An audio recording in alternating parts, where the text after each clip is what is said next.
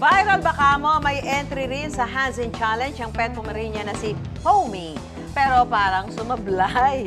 Tila hindi niya kasi agad nag-gets ang challenge at nagpakit na lang sa camera. Pero matapos ang ilang hands-in attempt, nagawa rin naman ni Pomi ang challenge. Good job, Pomi! Ang cute but muntik nang mag-fail na video na yan, umabot na sa 1.3 million views sa social media. Trending kasi yan, Susan eh. Yung hands-in, pause-in challenge. Paano ba yun? Basically, yung amo, dalawa, tapos yung pangatlo yung aso. Okay. May nakita ko yung kinagat pa eh. Isa, dalawa, puk, kinagat. Pero ito, cute ito, maganda. Ganon. Ay, galing talaga. Basta good vibes lang ang dala niya.